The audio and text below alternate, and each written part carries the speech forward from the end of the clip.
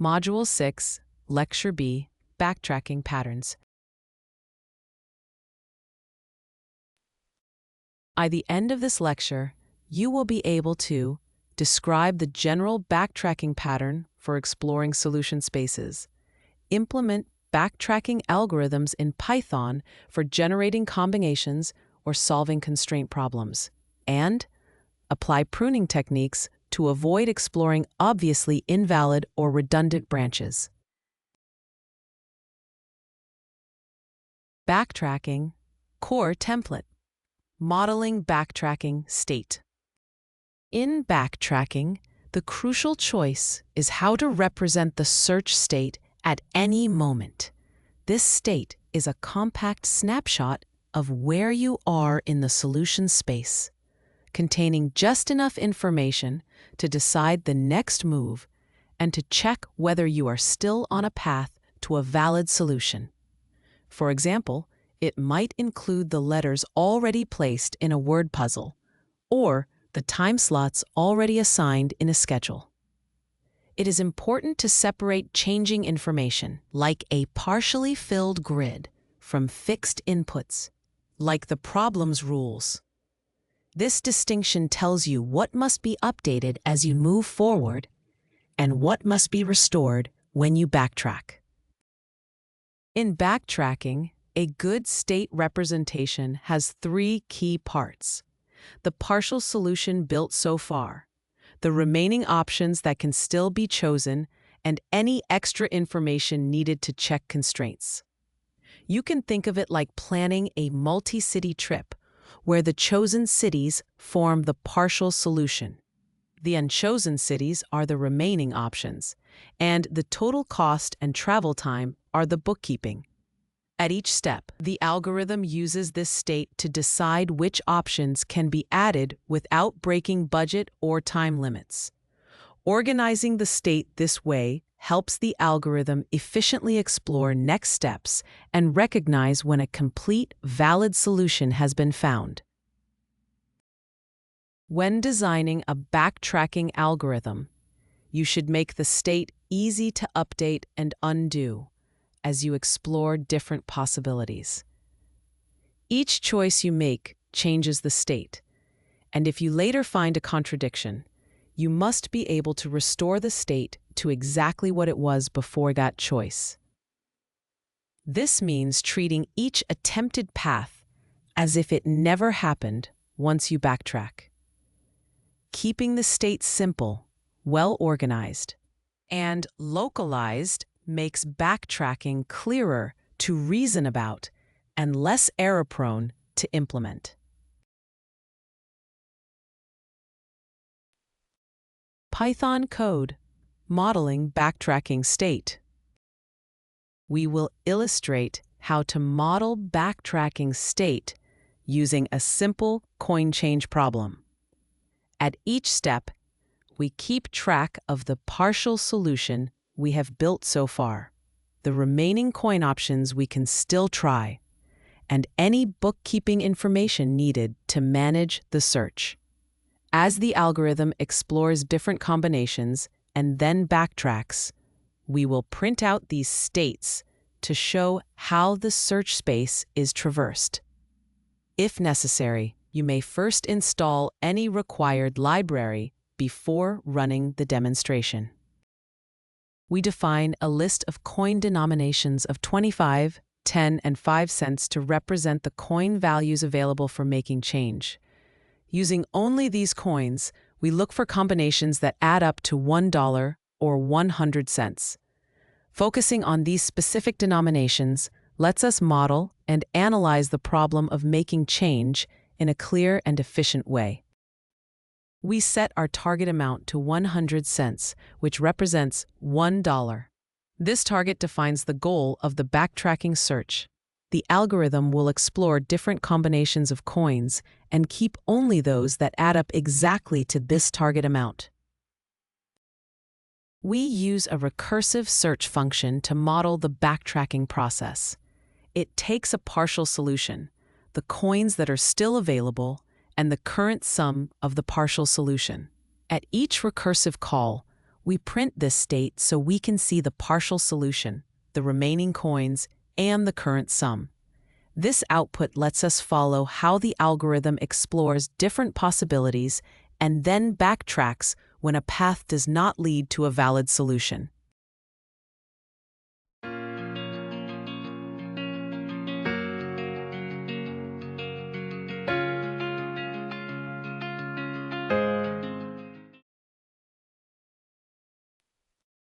In this part of the code, we check whether the current sum of the selected coins equals the target amount.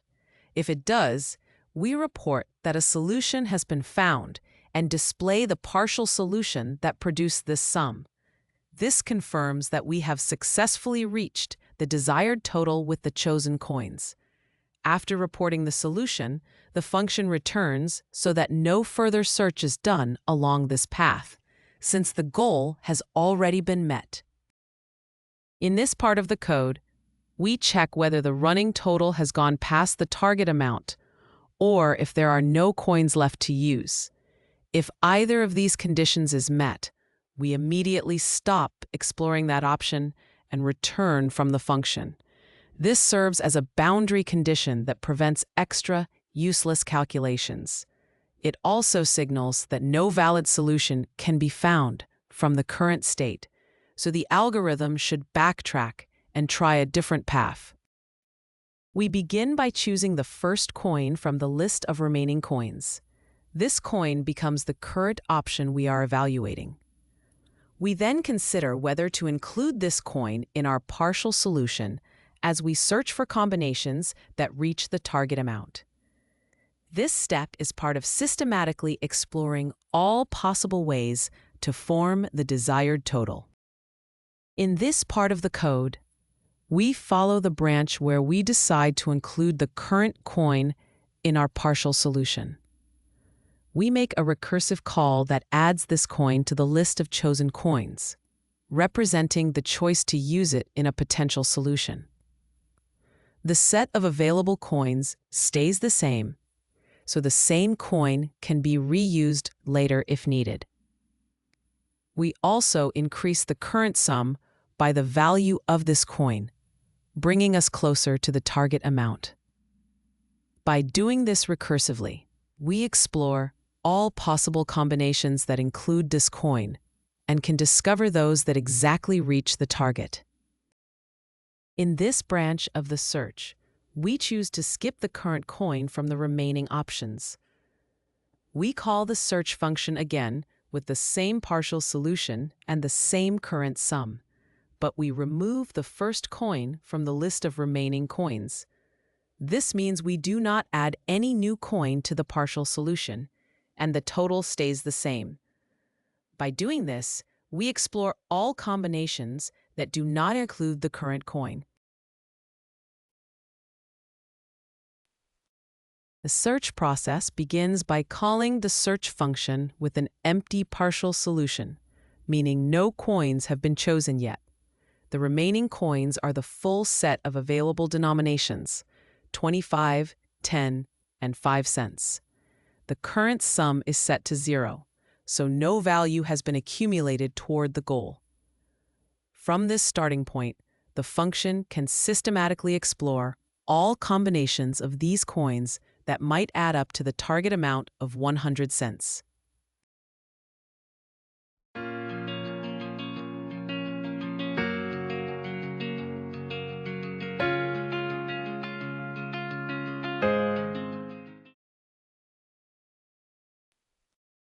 This script uses a backtracking method to solve the coin change problem, finding all combinations of quarters, dimes, and nickels that add up to $1. It relies on a recursive function that explores different choices, printing the current partial solution, the coins still available, and the running total. When the total equals the target amount, it reports a valid solution.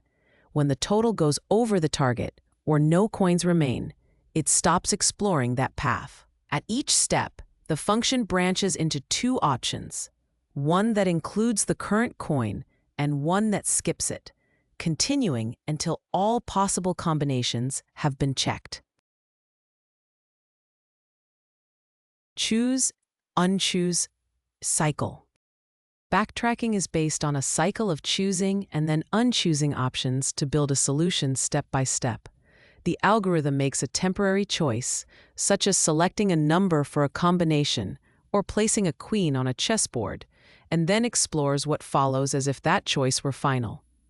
If this path leads to a dead end, it undoes the choice and tries a different option.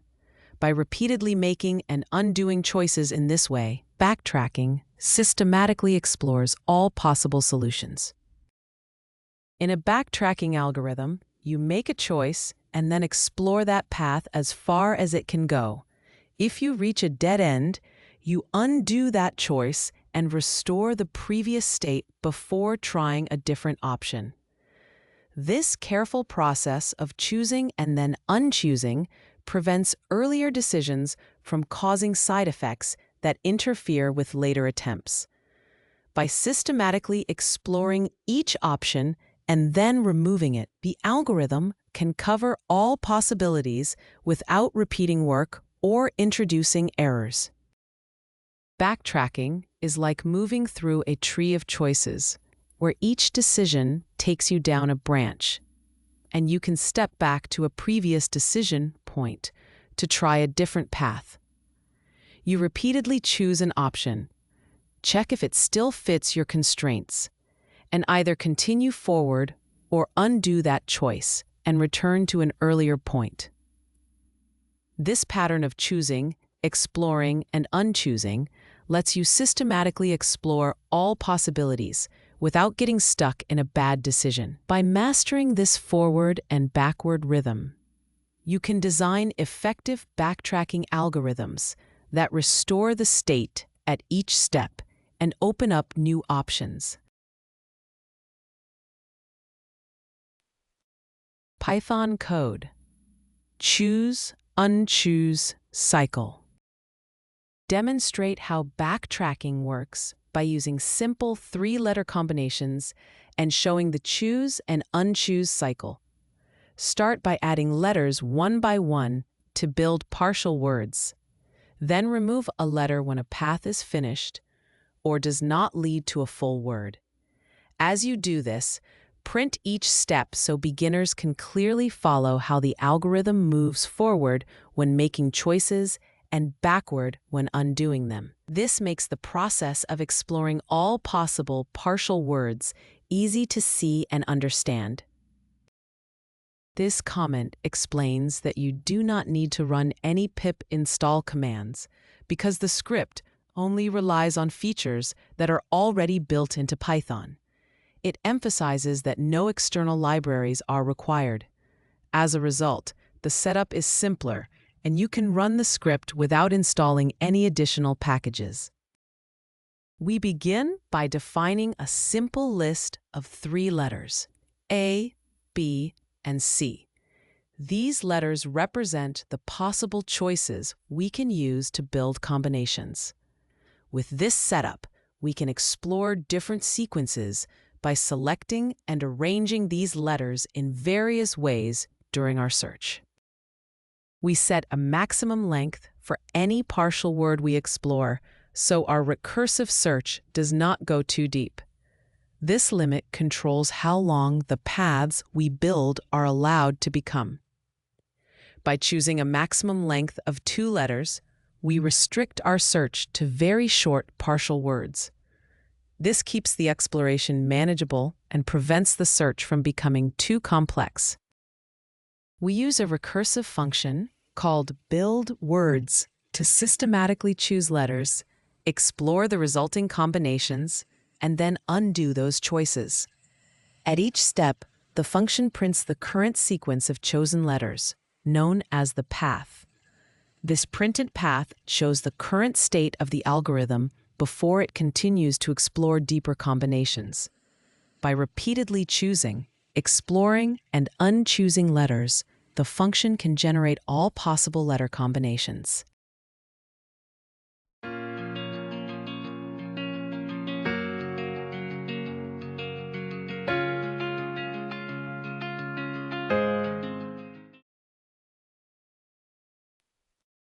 The code checks whether the current path has reached a preset maximum length, and if it has, the function immediately stops exploring further. By returning at this point, the recursion is prevented from going any deeper. This mechanism limits how far the search can go, effectively controlling the depth of the search tree.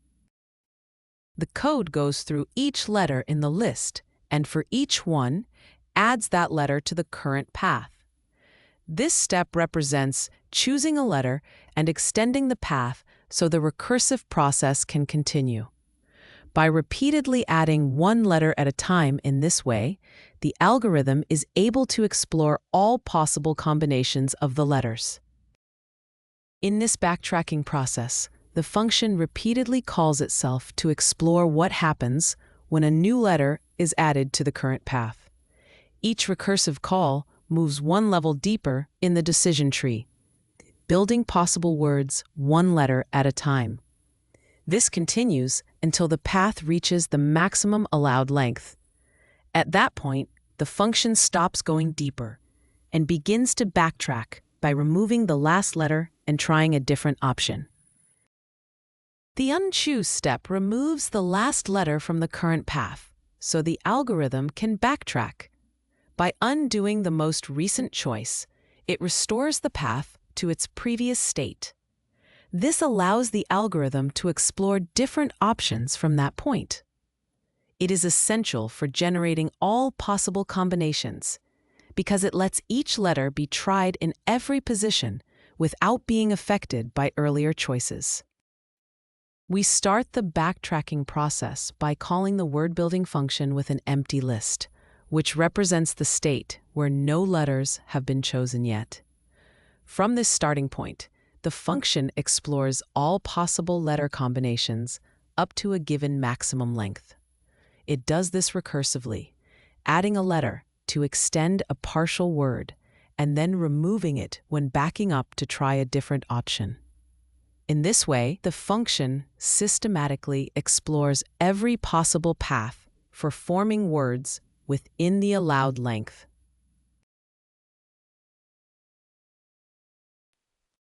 This Python script demonstrates a simple backtracking algorithm that builds combinations of the letters A, B, and C using recursion.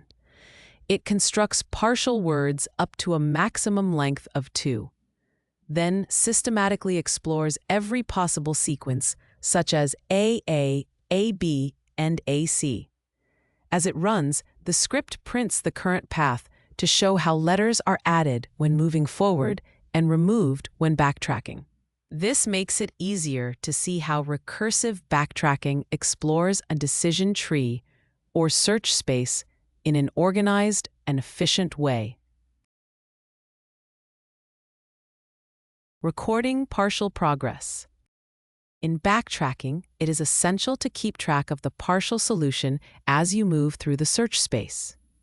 The algorithm maintains a snapshot of all choices made so far, such as a partially filled puzzle or a sequence of selected items. This recorded state lets the algorithm check whether the current path is promising, breaks any constraints, or already forms a complete solution.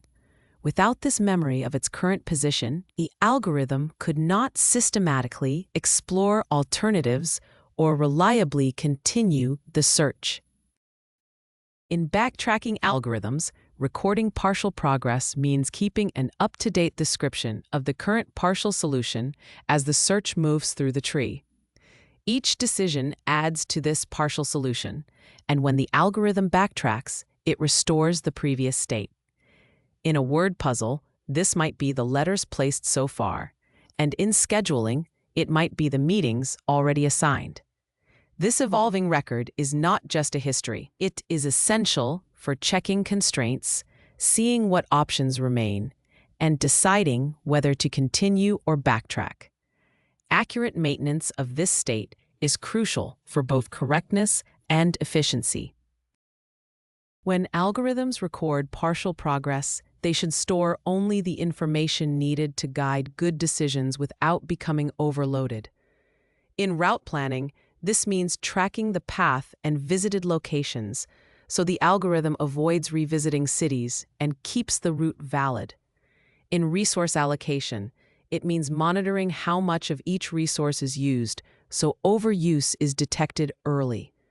By carefully choosing what to record at each step, the algorithm can judge the current branch, recognize complete solutions, and decide when to backtrack while keeping the stored data manageable.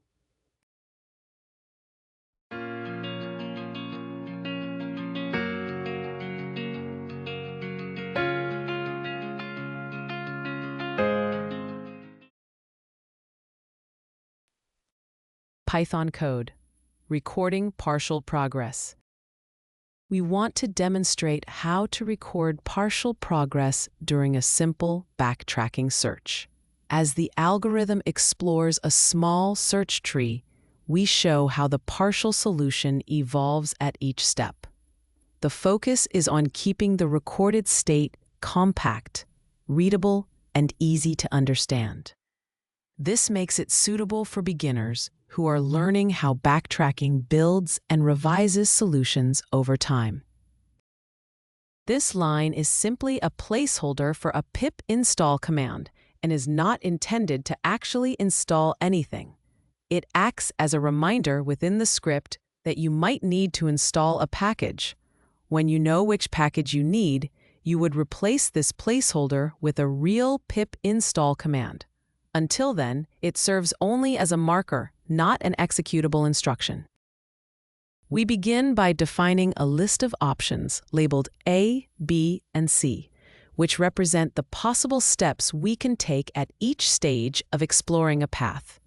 This list serves as the basic set of choices available whenever we extend or modify a path. By establishing these options up front, we create the fundamental building blocks needed to construct and test different path combinations during the backtracking process. We define a function called explore paths that takes one input, the maximum depth. This function explores different paths but stops once it reaches that depth limit. By setting this maximum depth, we control how far the exploration goes and how large the search space becomes. This keeps the process manageable, efficient, and easier to understand. We begin by creating an empty list called path, which will store the sequence of steps in the route we are currently exploring. It starts empty because no choices have been made yet. As the backtracking algorithm runs, we add steps to this list to represent the current path under consideration. This lets us keep track of our progress and see the partial solution at any moment during the search. Inside the main function, we define a helper function called backtrack that uses recursion and closure, meaning it can call itself and also remember variables from the surrounding scope. A depth parameter tracks how far we are in the recursive process. This structure lets us systematically explore different options at each level and then back up or backtrack to try alternative paths when needed. The code prints the current depth of the search and the current state of the partial path so you can track how the backtracking algorithm is progressing. By showing these values, it becomes easier to see how the algorithm explores different options and updates the path over time. This output reveals how the path is built, changed, and sometimes undone at each level of recursion.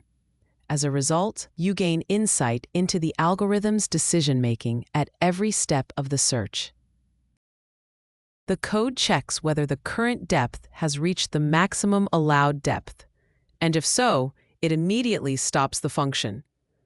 This creates a boundary condition for the recursive backtracking process. By enforcing this limit, the search is prevented from going deeper than intended and is kept within the specified depth constraints. In this part of the code, we loop through each option in the list of choices and add that option to the current path.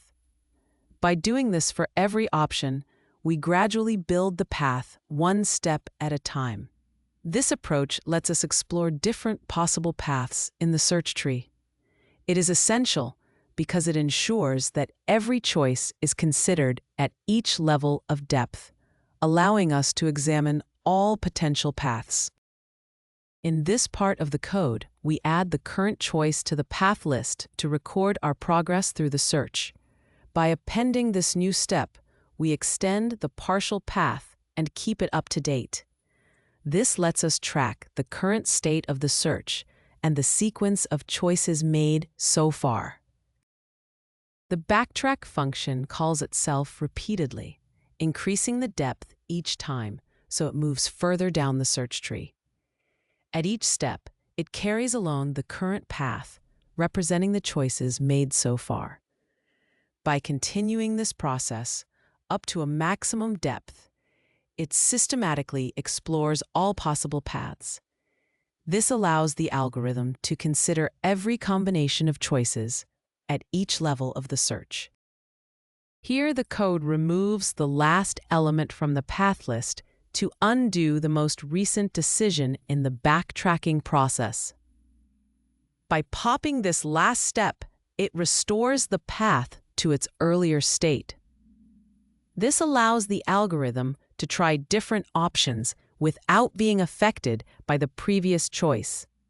This reset is essential so that each possible path is explored separately and the overall search remains correct.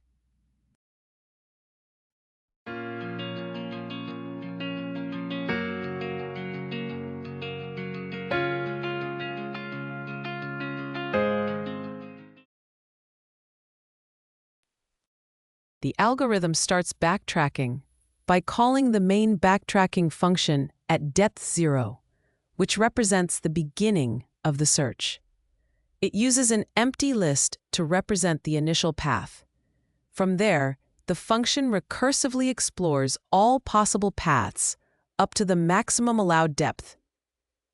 As it explores, it builds paths step by step and then retracts them when necessary to try alternative options. We start exploring paths by calling the path exploration function with a maximum depth of 2, meaning it will only follow paths up to 2 steps long. Limiting the depth keeps the number of printed lines small and easier to review. This controlled setting lets us clearly observe how the backtracking process works.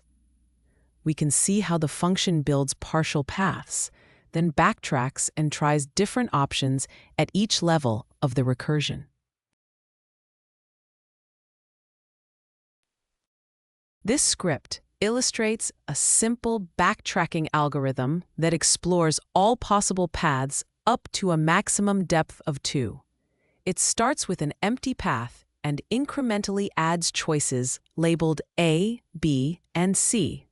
At each recursive step, it prints the current depth and the partial path, showing how the search is progressing. When the path reaches the maximum depth, the algorithm removes the last choice and backtracks to try alternative options.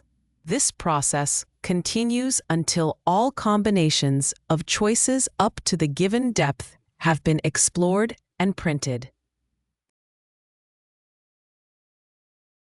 Backtracking combinatorial search. Generating permutations. Generating permutations with backtracking is a useful way to see how this algorithm explores a search space. You build each arrangement one item at a time, keeping track of what you have chosen and what remains. Because the process is recursive, once you pick an item, arranging the rest is the same problem on a smaller scale. This makes permutations an excellent exercise for practicing the recursive thinking that backtracking depends on. In backtracking for permutations, you build a sequence step by step from an initial empty sequence and a set of available items. At each step, you choose an unused item, place it in the current position, and mark it as used. Then recursively move on to the next position. When you have tried all possibilities from that choice, you undo it by removing the item and marking it as unused so you can try a different option. When the sequence reaches the required length, you have formed a complete permutation that can be recorded or processed. This cycle of choose, recurse, and undo is the core pattern of backtracking for generating permutations. You can think of generating permutations like scheduling presentations in a conference room, where each talk must get a unique time slot. A backtracking algorithm assigns one option to the first slot, then recursively fills the remaining slots with the unused options. If an earlier choice does not lead to a complete arrangement, the algorithm backtracks and tries a different option, exploring all possible orders. This same idea applies to arranging test cases or steps in a process, and practicing it helps you understand recursive functions and shared state, which are essential for solving more advanced backtracking problems.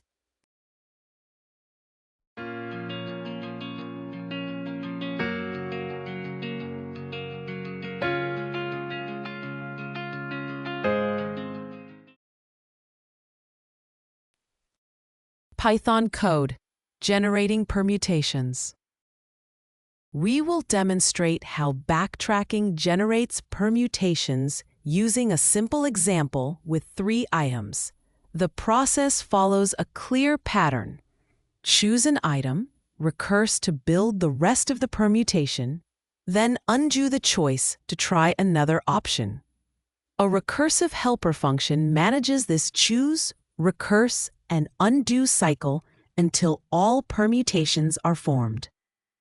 As each complete permutation is generated, we print it, and at the end, we also print the total number of permutations so beginners can clearly see the results of the backtracking process. This comment explains that the script only uses Python's built-in libraries, so no extra installations are needed. Because it avoids external dependencies, the code is easier to run in any standard Python environment. This makes the script more accessible, simpler to set up, and more straightforward to execute. To generate permutations with backtracking, we define a function that builds each arrangement step by step. Inside this function, we maintain a path list that records the current sequence of items in the partial permutation. We also use a list of Boolean flags, one for each item in the input, all starting as false. As we add an item to the path, we mark its flag as true to show it is already used, which prevents the same item from being included more than once in a single permutation. We start by creating an empty list that will hold all the permutations we generate. Each time we complete a new permutation of the input items, we add it to this list. Keeping every result in one place makes it easy to return the full collection at the end of the function. This way, we can see all possible arrangements of the original list together. We use a helper function with backtracking to generate permutations recursively. It first checks whether the current path has the same length as the original list of items. If it does, we have a complete permutation. So we add a copy of this path to the collection of all permutations, keeping each result separate. If the path is not yet complete, the function continues exploring other choices to build more permutations. We go through the list by index, considering each item as a candidate for the current permutation path. For every item, we check a matching flag that tells us whether it has already been used in this path. If the flag shows it is already used, we skip that item and continue to the next one. This process guarantees that each item appears only once in any given permutation, preserving the correctness of the permutation generation. In this part of the code, we choose an item from the list and mark it as used by setting its flag to true. This mark shows that the item is now included in the current permutation path. We then add the chosen item to the path list, extending the sequence we are building. This process is essential for generating permutations because it lets us systematically explore different orders that include this item.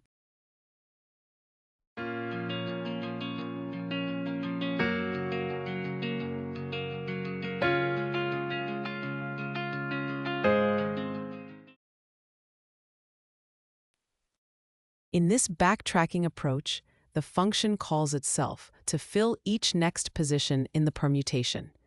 By doing this repeatedly, it tries every possible item at each step and explores all potential arrangements. The recursion continues down the decision tree until a full permutation is formed. This process ensures that every valid sequence is eventually generated and considered. To backtrack and explore other options, the algorithm removes the most recent choice from the current path by popping the last item in the list. It then marks this item as unused again by resetting its flag in the used list to false. This step frees the item so it can be placed in different positions later. By repeating this process, the algorithm can systematically try all possible permutations. We use a recursive helper function to perform backtracking and generate all permutations.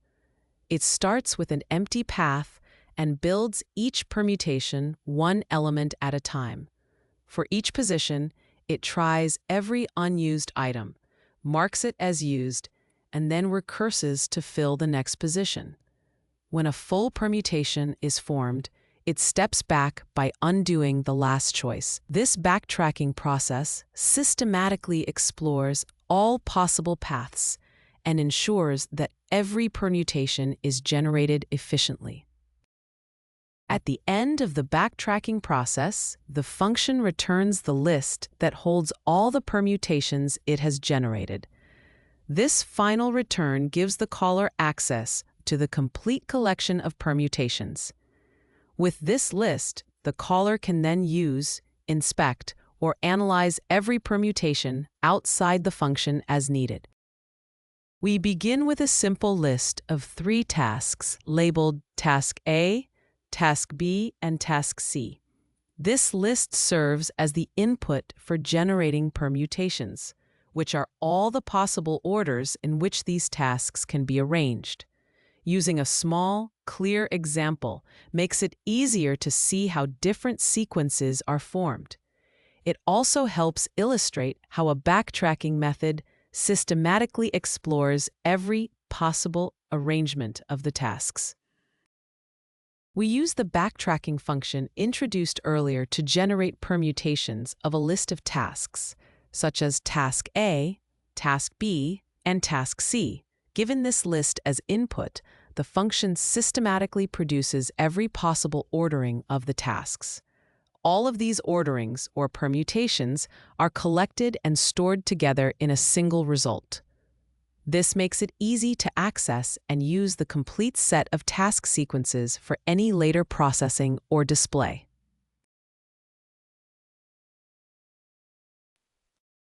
We go through each permutation in the list using a function that gives us both its position and its value.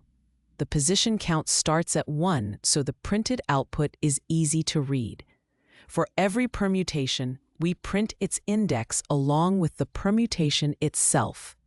This makes it straightforward to see the order of the permutations and to check that the permutation generation process is working correctly.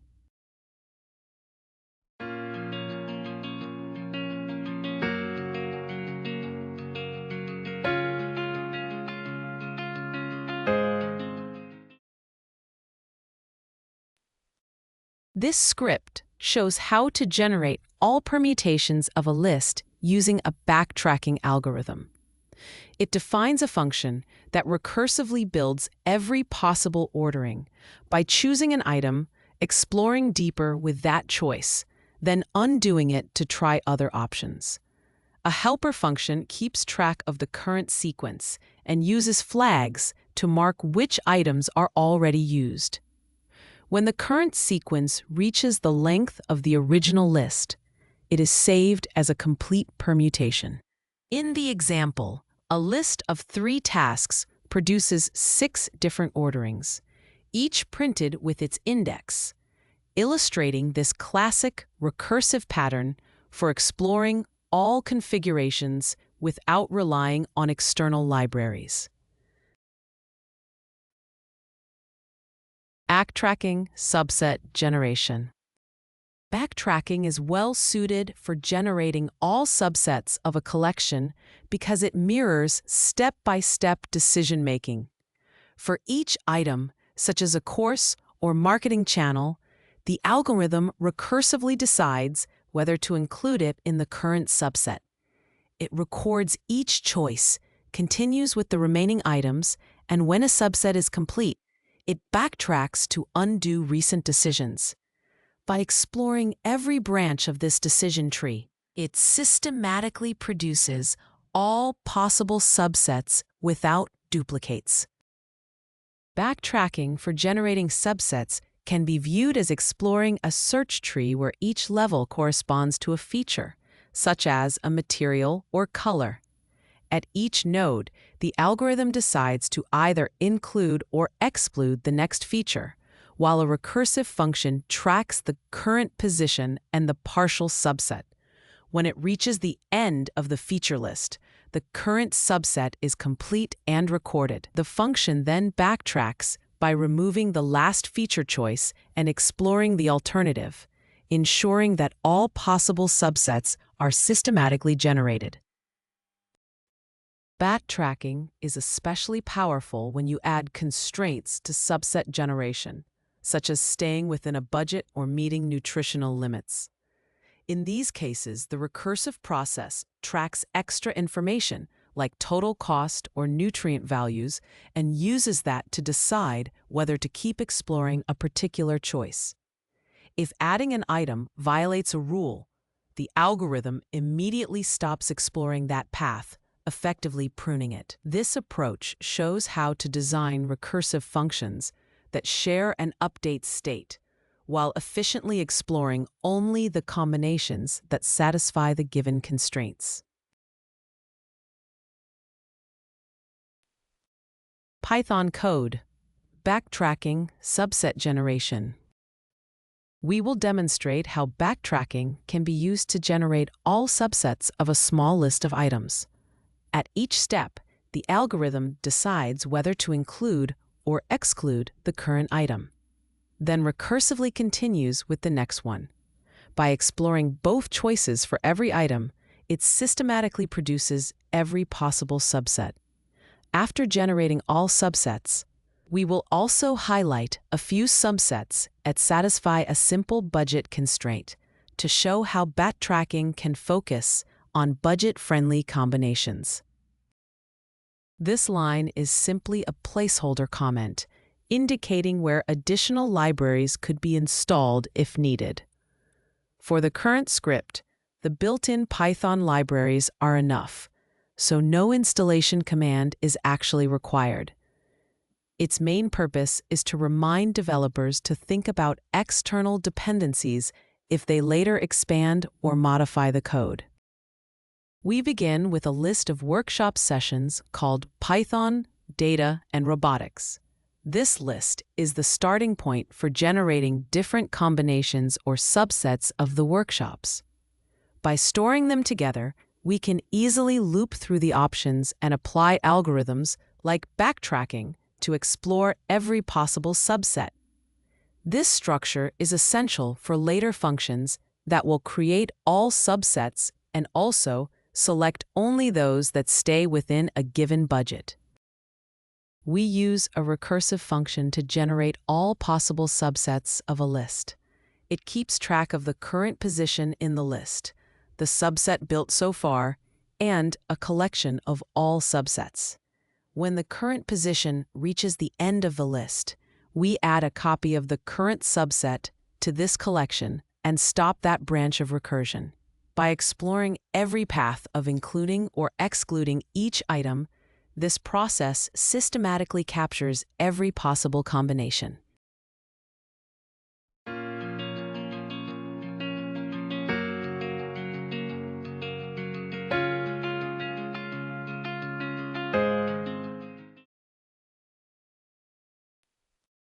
In this step, the current item from the list is added to the subset we are constructing, which means we choose to include it in the current combination.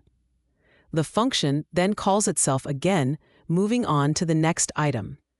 Through this recursive call, it continues to build the subset with the chosen item included. In this way, the process explores all possible combinations that contain the current item. In subset generation, after we include an item, we must also explore the option of excluding it. To do this, we remove the last added item from the current subset, a step called backtracking. This restores the subset to its previous state so we can follow the alternative decision path where that item is not chosen. We then call the subset generation process again with the next index, using this updated subset. By repeating this include then backtrack pattern, we systematically consider all possible combinations of included and excluded items. We begin by creating an empty list called all subsets, which will hold every subset of the given items. Starting with an empty list ensures there is a clear place to store each subset as it is generated. During the backtracking process, the recursive function explores different choices of including or excluding each item, and every resulting combination is added to this list. This setup is essential for systematically capturing all possible subsets. We use a backtracking function to generate all possible subsets of a list. It starts at the first item, with the index set to 0, and an empty current subset. We also provide an empty list to collect every subset that is formed. The function then recursively explores each item by choosing to include it or leave it out, continuing this process until all combinations have been generated and stored. The program prints all subsets produced by the backtracking function, so we can see every possible combination of workshop sessions from the list. By displaying these subsets, it becomes clear that the algorithm has considered each session and decided whether to include or exclude it. This output helps confirm that the backtracking process has explored all possible subsets of the original list. We create a dictionary called prices to store how much each workshop session costs. The keys are the workshop names, Python, data, and robotics, and each one is linked to a ticket price in US dollars.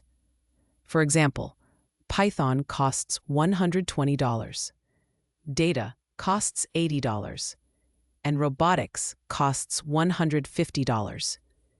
Organizing the information this way makes it easy to look up and use these prices later in the program, such as when calculating the total cost of attending different combinations of workshops.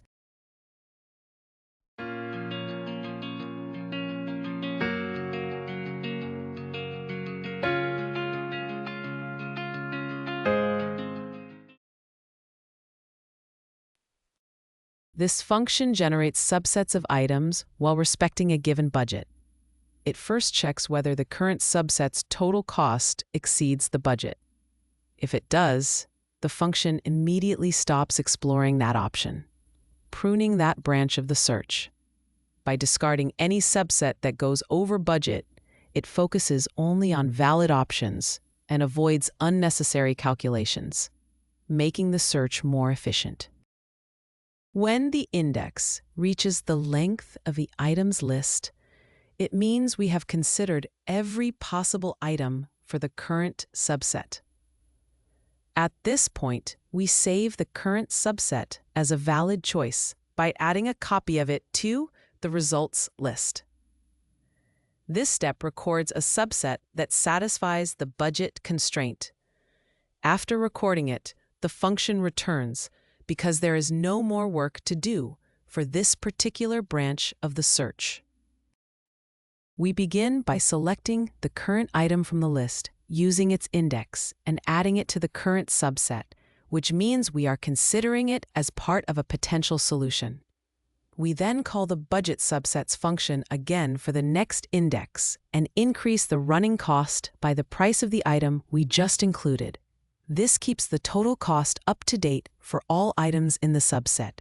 The recursive process continues from there, exploring all further subsets that include this item while still respecting the budget limit. In this backtracking approach, we undo the last choice by removing the most recently added item from the current subset. This lets us explore a different path where that item is not included. After removing it, we call the budget subsets function again with the next index, keeping the current subset and cost unchanged. By systematically considering both including and excluding each item, we generate all subsets that satisfy the budget constraint. We set a budget limit of $200 for attending workshops, and this acts as a constraint when choosing which sessions to attend. Any combination of workshops whose total cost exceeds this amount is automatically excluded. By applying this limit, we only consider workshop sets that stay within the budget and are therefore affordable. This helps narrow down the options to feasible choices that respect the specified cost restriction. We begin by creating an empty list that will store all valid workshop combinations that stay within the given budget. Starting with an empty list gives us a clean place to collect only those subsets that satisfy the cost limit. This setup is important because the backtracking process will generate many possible combinations, and we only want to keep the ones whose total cost fits the budget. We begin by calling the subset generation function with an index set to the first item, an empty current subset, and an initial cost of 0. We also provide the budget limit, so the function only considers combinations whose total cost does not exceed this amount. Along with these, we pass a list that will collect all subsets that satisfy the budget constraint. This call starts the backtracking process, which systematically explores all possible item combinations while enforcing the budget limit. This code prints all workshop combinations that stay within a given budget. It relies on a list of valid subsets that was previously generated by a backtracking function with pruning. That function only keeps subsets whose total cost does not exceed the budget limit. By displaying these subsets, the code shows exactly which sets of workshops are affordable under the budget constraint.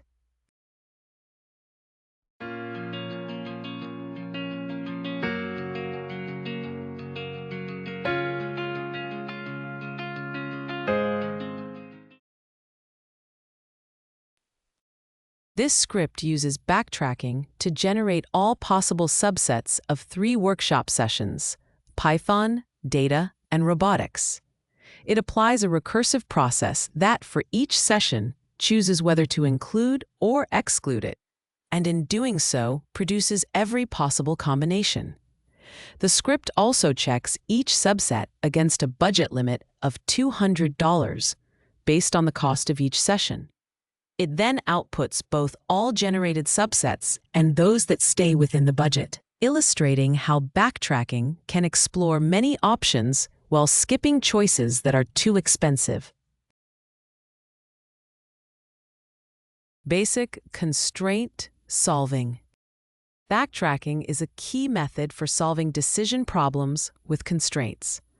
Instead of listing all possible options, we build a solution step by step and check at each choice whether it can still satisfy rules like capacity or compatibility. When a choice breaks a constraint, we undo it and try a different path. This guided search is widely used in tasks such as scheduling exams or work shifts, where constraints shape the search tree and lead us to valid solutions. In Python, backtracking for constraint solving represents partial solutions with structures like lists or mappings that record choices made so far.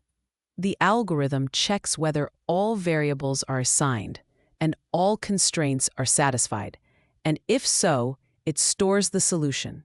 If not, it selects the next variable, tries each possible value, and only recurses when the constraints still hold.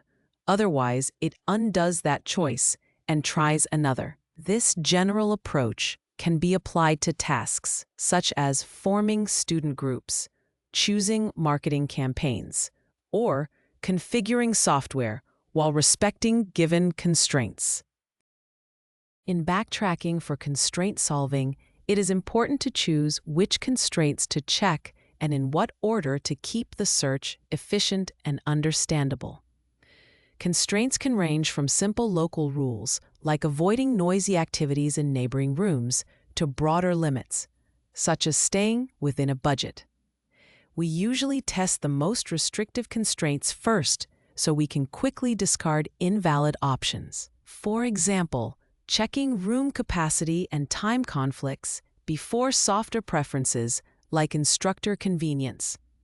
This layered, prioritized checking makes the algorithm easier to debug while still finding solutions that satisfy all required rules. Python code, basic constraint solving. This lesson introduces basic constraint solving using a simple backtracking search. We focus on assigning 3 tasks to 2 workers while respecting limits on time and workload. The search explores possible assignments step by step and rejects any partial assignment that already violates a constraint. By checking constraints early, we can prune impossible options and avoid exploring full assignments that cannot work, making the search more efficient. This comment explains that no extra installations are required because the code uses only standard libraries that are already available in the Colab environment. It serves as a reminder that everything needed is built in. As a result, you can run the code without adding any new packages or performing additional setup steps. We begin by naming the workers Alice and Bob and placing their names in a list so we can easily loop over them later. Then, we create a dictionary that records how many hours each worker can contribute. Alice has 8 available hours and Bob has 6. This structure lets us quickly look up each worker's capacity and check it while assigning tasks. In this way, we can ensure that no worker is given more tasks than their available working hours allow. We define a list of 3 tasks called Task A, Task B, and Task C, each with a specific time requirement. Task A takes 4 hours, Task B takes 3 hours, and Task C takes 5 hours to complete. By assigning a clear number of hours to each task, we can better manage and allocate work according to the time constraints of each worker. We define a dictionary that assigns each task a difficulty level, such as giving Task A a difficulty of 2, Task B a difficulty of 1, and Task C a difficulty of 3. This mapping lets us control how tasks are assigned to workers based on the maximum difficulty each worker can handle. By using these difficulty levels, we can ensure that no worker is given more challenging work than their capacity allows.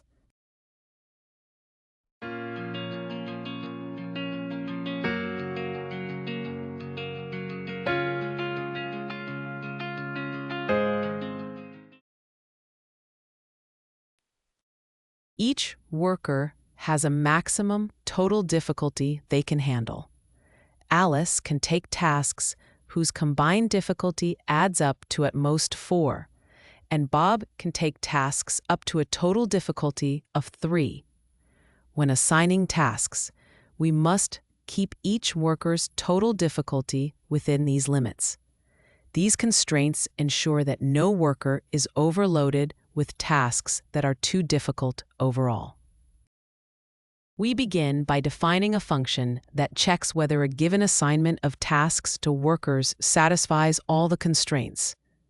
To do this, we set up dictionaries that record the total hours and total difficulty assigned to each worker, starting both values at 0.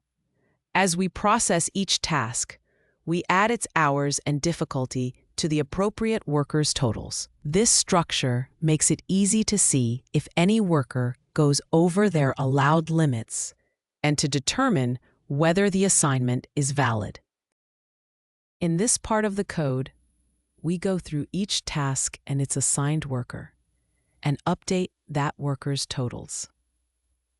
For every task, we add its required hours to the worker's total hours and its difficulty level to the worker's total difficulty. By accumulating these values, we can see how much of each worker's available hours and difficulty capacity is being used. This information is then used to check whether any of the assignment constraints are violated.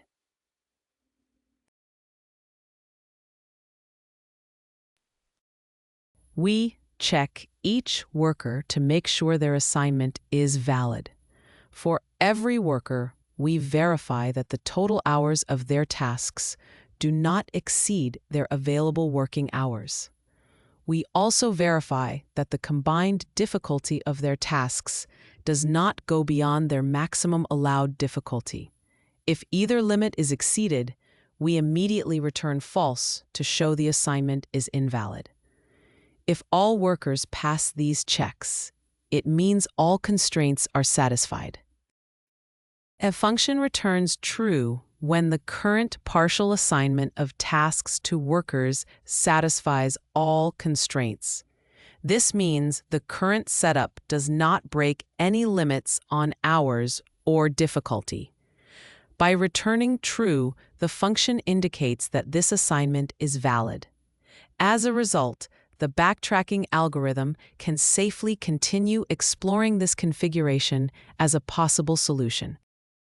The backtracking function explores possible task assignments step by step. It first checks whether all tasks have been assigned. If they have, and all constraints are satisfied, it saves the current assignment as a complete solution by adding a copy of it to the list of solutions.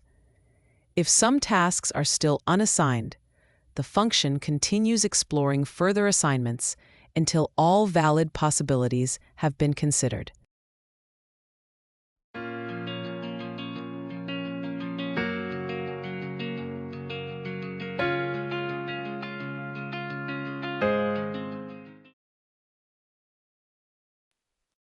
The algorithm works by taking the current task in the list and trying to assign it to each worker in turn. For each possible assignment, it temporarily updates the current solution and checks whether all constraints are satisfied. If the assignment is valid, it recursively moves on to the next task. After exploring that option, it removes the assignment to backtrack and try other possibilities. This continues until every task has been assigned in a valid way or all possible assignments have been tested. We begin by creating an empty list to store all valid task assignments. Then we start the backtracking process by calling a backtracking function with the first task, an empty current assignment, and the list for collecting solutions. This function recursively explores all possible ways to assign tasks and checks each option against the given constraints. Whenever it finds an assignment that satisfies all constraints, it adds that assignment to the solutions list. We begin by printing a message to indicate that we are about to show valid task assignments that satisfy both the hours and difficulty constraints. Then we go through each solution produced by the backtracking algorithm and print it. This output lets us see exactly which assignments meet all the specified conditions and how the constraints narrow down the possible options. This script shows a simple constraint-solving method that uses backtracking to assign 3 tasks to 2 workers, Alice and Bob, while respecting time and workload limits. Each worker has a maximum number of hours they can work and a maximum difficulty level they can handle, and each task has its own time and difficulty requirements. The backtracking process systematically tries different task assignments, checking at each step that no worker exceeds their allowed hours or difficulty. Invalid options are discarded early, and the script ultimately lists all valid task assignments that satisfy both the time and difficulty constraints, illustrating how backtracking can efficiently narrow down feasible solutions. Effective pruning strategies. Detecting dead ends early. Efficient backtracking depends on detecting dead ends as early as possible, so you can avoid exploring paths that will never lead to a valid solution. A dead end is a partial solution that cannot be completed correctly, such as repeating a number in a Sudoku row or scheduling someone for 2 meetings at the same time. By recognizing these situations quickly, you stop wasting effort on impossible options and concentrate computation on paths that can actually succeed, which greatly improves overall efficiency. To avoid dead ends in search problems, build domain constraints directly into the search and check them as you construct each partial solution. Instead of waiting until a solution is complete, continuously test whether the current state already violates a rule or makes it impossible to satisfy remaining rules. For example, in route planning with limited fuel, update fuel usage as you add cities and backtrack as soon as you exceed the budget or cannot reach the remaining cities. And in resource allocation, stop assigning tasks as soon as used resources surpass capacity. By designing these ongoing checks, you turn general rules into concrete tests that quickly eliminate unworkable paths. To detect dead ends early in a backtracking process, you must look ahead to future requirements, not just check current constraints. The key idea is to ask whether your partial solution still has the potential to satisfy all upcoming needs. For instance, if all certified staff are already assigned, you can see that future shifts cannot be covered, even if no rule is currently violated. Likewise, if there are too few remaining positions to meet required quotas in a design problem, you have reached a dead end. By comparing what is still needed with what is still possible, you can prune unpromising paths sooner and make backtracking more efficient.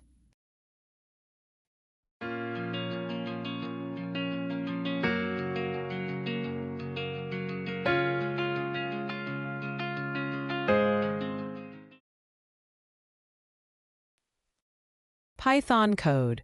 Detecting dead ends early. We want to show how early dead-end detection makes simple route planning with fuel limits more efficient.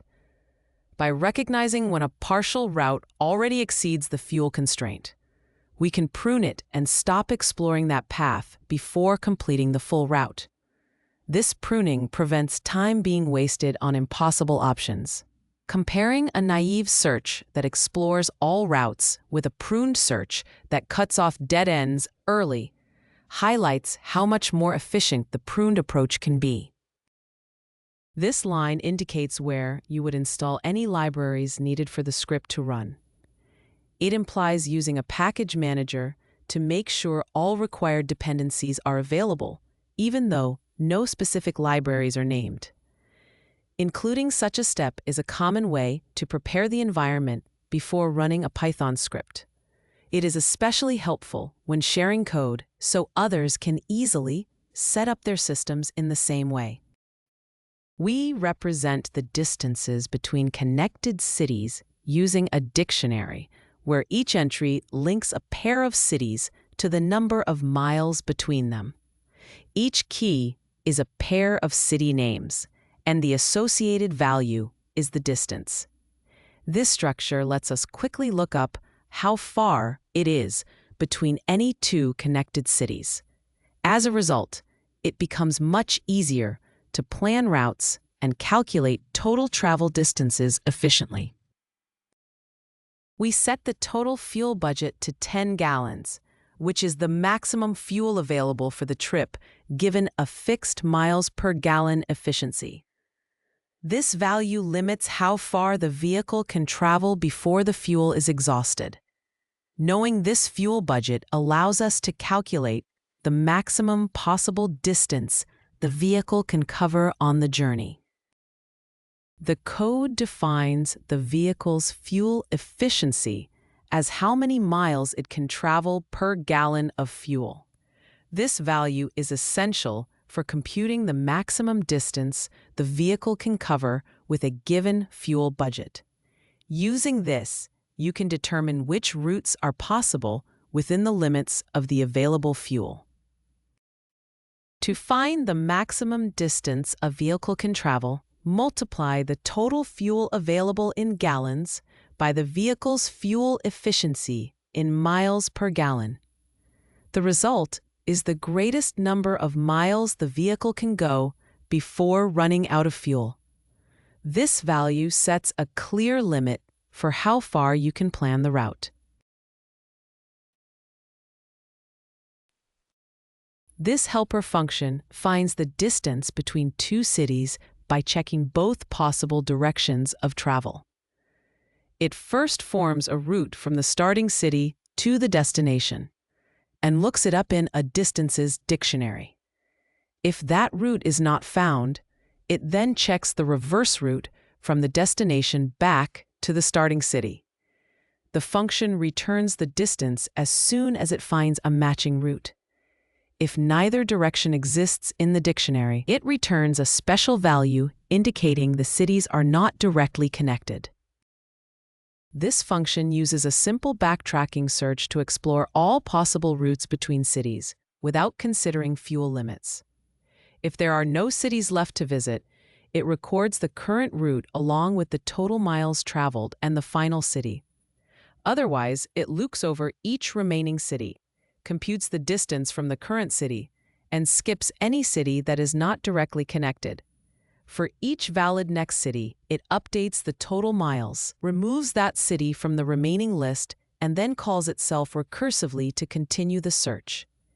This process repeats until every possible route has been generated and stored.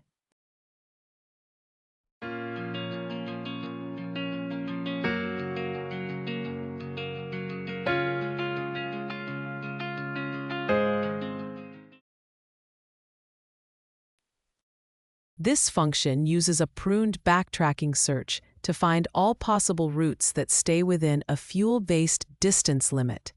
It first checks whether the miles traveled so far exceed the maximum allowed, and if so, it stops exploring that path. If there are no cities left to visit, it records the current route along with its total distance. Otherwise, it loops through the remaining cities, checks if each one is directly connected to the current city, and if so, updates the total miles and the list of remaining cities. It then calls itself recursively with this new state, systematically exploring all valid routes while discarding any that go over the distance limit. We create a list of cities labeled B, C, and D to represent the destinations we plan to visit, excluding the starting city A. This list defines the set of cities that both the naive and pruned search methods will consider.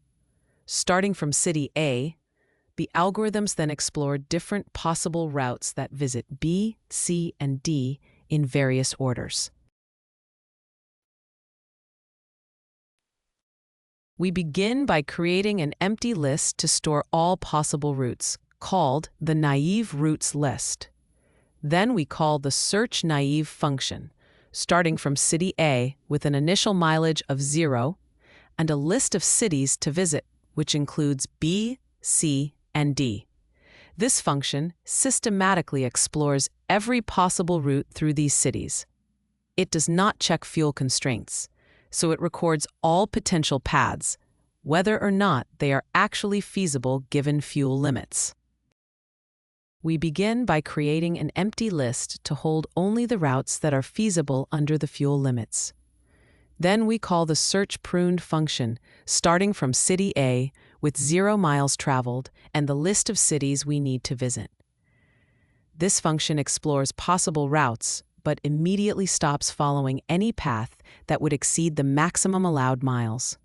As a result, only routes that stay within the fuel budget are added to the pruned routes list. We compare two search methods by looking at how many routes each one explores. The naive search counts all possible routes without considering fuel limits, while the pruned search only explores routes that stay within the fuel budget, stopping early when a route would run out of fuel. We also report the maximum distance that can be traveled based on the fuel budget and miles per gallon. Finally, we show example total miles from a route found by the naive search and one from the pruned search to illustrate which routes are actually feasible under the fuel constraints. This script illustrates route planning when a vehicle has limited fuel and compares a naive search with a pruned search. It first computes how far the vehicle can travel from its fuel budget and miles per gallon. The naive search explores all possible routes between cities without checking whether they exceed this distance, so it wastes effort on routes that are not actually feasible.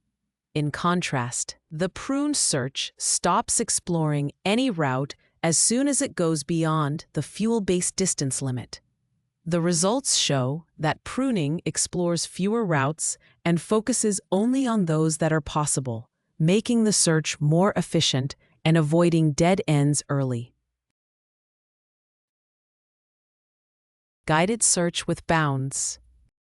Guided search with bounds is a strategy for cutting down a search space by using numerical or logical limits to decide which paths are worth exploring.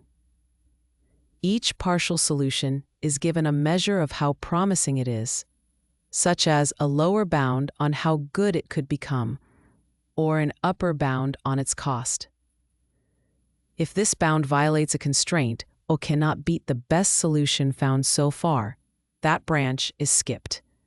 This approach is especially useful in optimization problems, like finding the shortest delivery route or creating efficient schedules, because it focuses effort on the most promising options and avoids clearly suboptimal paths. For guided search with bounds to work well, the bounds must be both fast to compute and reasonably tight. If they are too loose, the search behaves like simple backtracking and explores many unnecessary branches, while bounds that are too complex can cost more time than they save. In a course scheduling problem, you might estimate a lower bound on the number of conflicts based on current and possible future conflicts. And if this bound is already worse than your best schedule so far, you can safely discard that option. The key idea is optimism. If even the best possible outcome along a path cannot beat your current solution, you should stop exploring that path. Guided search with bounds uses domain knowledge and heuristics to make backtracking more efficient. by setting limits on the best possible outcome from remaining choices, such as the maximum value from unassigned resources or the minimum number of rule violations in a puzzle. The search can focus on promising paths and skip clearly poor ones. As better solutions are discovered, the best known value improves, which tightens these bounds and prunes even more of the search space. This ongoing refinement makes guided search with bounds a powerful way to handle complex search problems.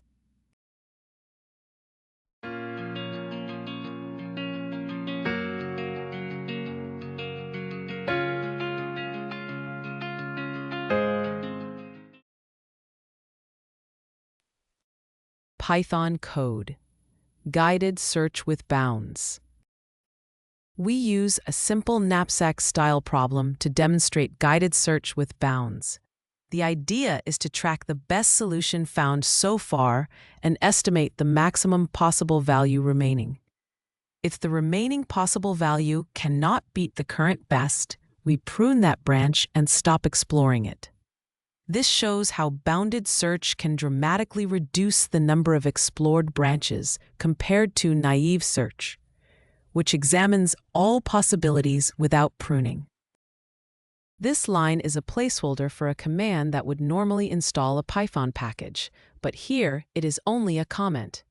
It indicates that no extra packages need to be installed.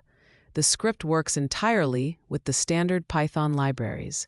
In other words, the code is self-contained and does not depend on any external modules. We represent each item as a pair containing its weight in pounds and its value in dollars. This structure lets us easily look up both the weight and the value for any item. For example, an item might weigh 2 pounds and be worth $40, or weigh 3 pounds and be worth $50. Organizing the data this way makes it straightforward to iterate over the items and make decisions based on their weights and values when solving the knapsack problem.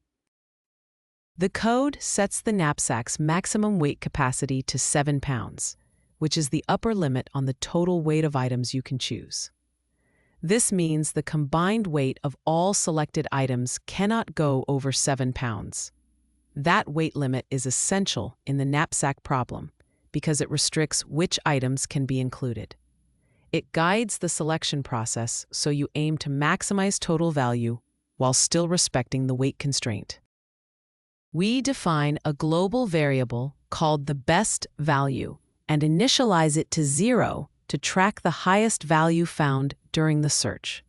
Because it is global, all parts of the program can access and update it as they explore different options. This shared variable is essential for comparing candidate solutions and identifying the optimal one while we test various combinations of items in the knapsack problem.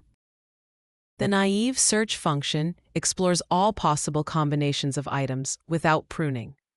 It tracks the current position in the item list, the total weight, and the total value, and compares the current value to a global best value, updating this best value whenever a higher one is found.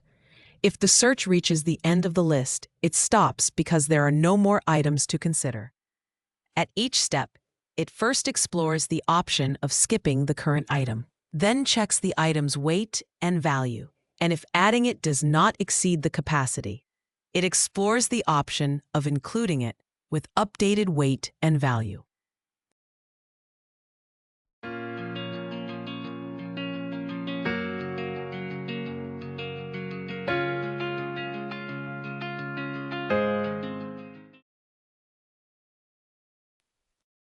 The code uses a global variable called best value to record the highest value found during the search. Because it is global, the function can read and update it across all recursive calls. Each time the function computes a new value, it compares it with the current best value and replaces it if the new one is better. This ensures that by the end of the search, the global variable holds the best solution found. The code compares the current value to the best value found so far, and if the current value is larger, it replaces the previous best. By doing this repeatedly during the search, the program always keeps track of the highest value it has seen. This simple check and update step ensures that at any point, the stored best value represents the maximum encountered so far. In this part of the algorithm, we check whether the current index has reached the end of the list of items. If it has, there are no more items to consider for the knapsack. At that point, the function returns and stops exploring this branch of the search. This ends the current path and allows the algorithm to backtrack and try other possible combinations of items. The naive search function advances to the next item in the list without adding the current one, which means it is exploring the option of skipping that item. When it does this, it keeps the current total weight and value the same and simply moves the index forward. By repeatedly making this kind of decision for each item, the function can consider combinations where some items are included and others are not.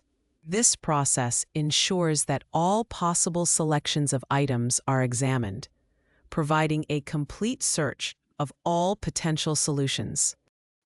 At this step, we look up the weight and value of the current item using its position in the list. This information lets us check whether adding the item fits within the remaining capacity of the knapsack.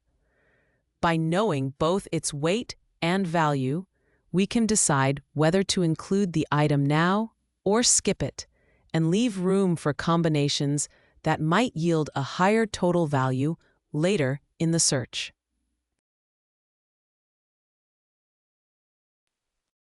The algorithm checks whether adding the current item's weight to the total weight would stay within the knapsack's capacity. If this condition is met, it explores the option of including that item. To do this, it calls the naive search procedure again with the next item, updating the total weight and total value to reflect the inclusion. This process ensures that the search only follows branches that represent valid combinations of items that do not exceed the weight limit. This function computes an optimistic upper bound on the best value that can still be obtained from the current point in the search. It begins with the value already accumulated, then scans through the remaining items from a given starting position. For each item, if its weight fits within the remaining capacity, its value is added to the running total. The final result is a hopeful estimate of the maximum value still achievable, which is then used to decide whether it is worth continuing to explore this branch or to prune it as not promising enough. We begin by setting the bound equal to the current value, which establishes a baseline for our optimistic upper bound. This bound represents the best possible total value we might still achieve from this point in the search. By starting from what we have already accumulated, any additional value from remaining items is simply added on top of this current amount. This approach lets us estimate the maximum outcome we can still hope to reach. The loop goes through each remaining item, starting from the current position, and reads its weight and value. With this information, the function checks whether adding that item would keep the total weight within the allowed capacity. By doing this for all remaining items, it can estimate how much more value could still be added. This process is used to compute an optimistic upper bound on the best possible solution. The code checks whether the current item's weight fits within the remaining knapsack capacity. And if it does, it adds the item's value to an optimistic bound. This bound represents an estimate of the maximum total value that could still be achieved from this point in the search.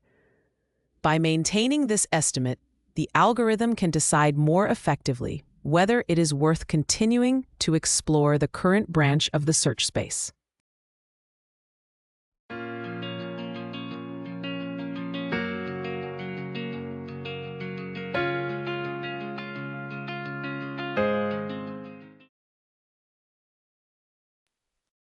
This function returns an optimistic upper bound for the current partial solution branch.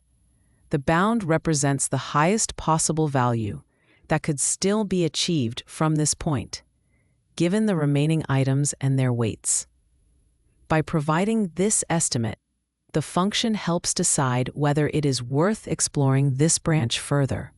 If the bound cannot exceed the best value found so far, the branch can be safely ignored. This bounded search procedure for the knapsack problem tracks the current item index, weight, value, and a counter of explored nodes, while a global best value stores the highest value found so far. Each time a node is visited, the counter is increased, and the best value is updated if the current value is higher. If all items have been considered, the search at that branch stops. The algorithm then computes the remaining capacity and an optimistic upper bound on the maximum value still achievable. If this bound is no better than the current best value, the branch is pruned. Otherwise, the search continues recursively by first skipping the current item and then, if capacity allows, exploring the option of including it with updated weight and value. The code uses a global variable to store the best value found so far during the search.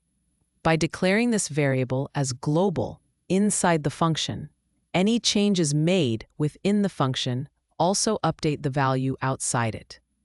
This lets the function compare each new value it evaluates with the current best and replace it if the new value is higher. Maintaining this shared best value is essential for keeping track of the best solution across all recursive calls in the search algorithm. The code increases the first value in the explored counter list by 1 each time a node is visited. This keeps track of how many nodes have been explored during the bounded search. By maintaining this count, the algorithm can measure how far the search has progressed. This information is then used to compare the efficiency of different search strategies. The algorithm compares the current value to the best value found so far, and if the current value is larger, it replaces the previous best. By repeatedly doing this during the search, it always keeps track of the highest value encountered. This simple check and update step ensures the algorithm ends with the maximum value it has seen. This part of the code checks whether the current index has reached the end of the list of items. If it has, there are no more items to process, so the function returns and stops exploring further possibilities. This acts as a base case in the recursive algorithm and prevents extra work once all options have been considered.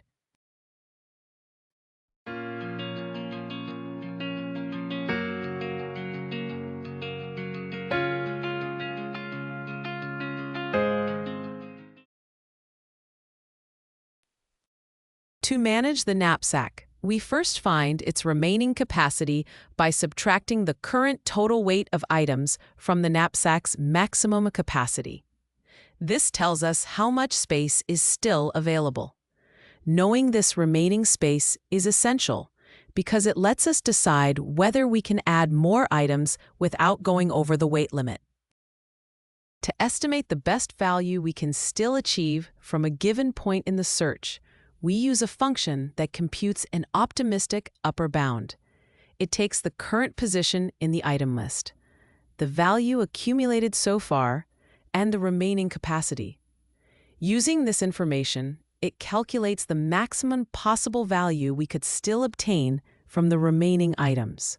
This estimate helps us decide whether it is worth exploring this branch further, or whether we should prune it because its potential value is not high enough. In this part of the algorithm, we compare the optimistic upper bound of the current branch with the best value found so far. If this upper bound is less than or equal to the current best, then even in the best case, this branch cannot lead to a better solution. In that situation, we stop exploring this branch and prune it from the search. This pruning step reduces the number of branches we need to examine and makes the overall search more efficient. In this part of the algorithm, the bounded search function calls itself recursively to move on to the next item in the list by increasing the index. It keeps the current weight and value the same, which means the current item is not chosen in this branch of the search. The counter that tracks how many nodes have been explored is passed along so the total remains accurate. This step is essential because it explores the option of skipping the current item, helping the algorithm systematically evaluate all possible combinations. In this part of the algorithm, we look up the weight and value of the current item using its position in the list. We do this so we can check whether adding the item would keep the knapsack within its weight limit. With this information, the algorithm can then decide whether to include the item in the current solution path or skip it and move on. The code checks whether adding the current item's weight to the total weight keeps the load within the knapsack's capacity. If this condition is met, the function calls itself again to explore the option where this item is included. In doing so, it updates the running total of weight and value and moves on to the next item. This recursive process ensures that the search only follows branches where the total weight remains feasible and does not exceed the knapsack's capacity.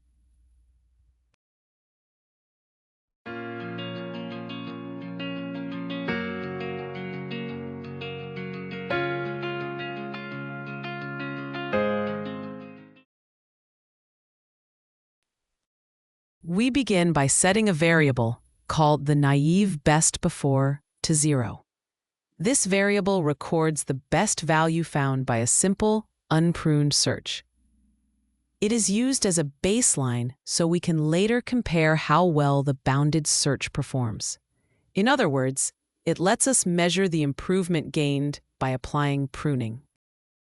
We begin by resetting the best value to 0, so the search for an optimal solution starts from a clean slate. This clears any previous results and prevents them from affecting the new computation. With the best value set to 0, the naive search can produce a baseline solution without interference. This clean baseline is then used to accurately compare the naive search results with those from the bounded search. We begin by creating a list that contains a single value, 0, to serve as a counter for how many nodes are explored during the naive search. This list is passed into the recursive search function so that each time a node is visited, the counter can be increased. Because lists are mutable, any updates made inside the recursive function automatically persist outside its scope. This simple setup lets us track the total number of visited nodes throughout the entire search process.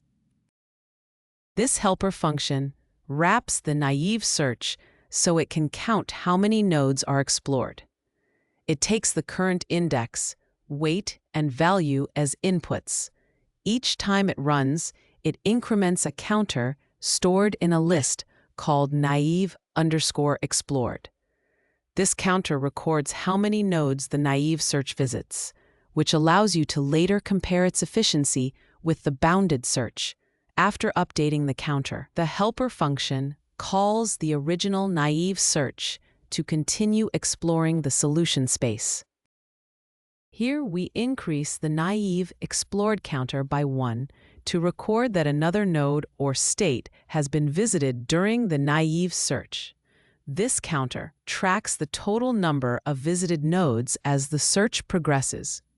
By maintaining this count, we can later compare how many nodes the naive search explores versus the bounded search, which uses pruning to potentially visit fewer nodes and be more efficient. A naive search function for the knapsack problem explores all possible combinations of items by recursively trying every option from the current index, weight, and value. It does not use any pruning, so continues to follow every path, even if a better solution has already been found. This guarantees that it will consider every possible choice and find the maximum value. However, because it never eliminates paths that cannot improve the best solution, this method can be very inefficient. We begin by running the wrapped naive search function starting from the first item with an empty knapsack, meaning 0 weight and 0 value. This wrapper records how many nodes the search visits, giving us a count of the total search effort. Because we explore every possible combination of items without any pruning, this run represents a fully exhaustive search.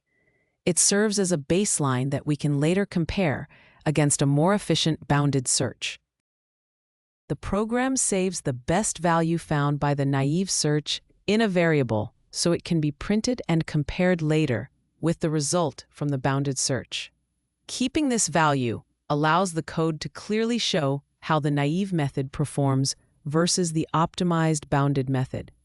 This comparison highlights both the difference in results and the improvement gained by using the bounded approach. We reset the best value to 0 before running the bounded search, so the algorithm starts clean, without being affected by earlier results. This allows the search to correctly find the maximum value possible under the current constraints. With the best value cleared, the optimistic upper bound pruning method can efficiently explore the solution space and discard options that cannot beat the current best result. We begin by creating a simple counter to track how many nodes are visited during the bounded search. This counter starts at 0 and increases each time a node is explored. By monitoring this value, we can measure how much work the bounded search performs. This is important because it lets us compare its efficiency to a naive search and clearly see how pruning reduces the number of nodes that must be explored. We begin the bounded search at the first item in the list, with the current weight and value both set to 0, so the knapsack starts empty. We also pass in a counter to record how many decision points the search explores. From this starting state, the algorithm systematically considers different combinations of items. At each step, it uses an optimistic upper bound on the best possible value remaining to prune branches that cannot beat the best solution found so far.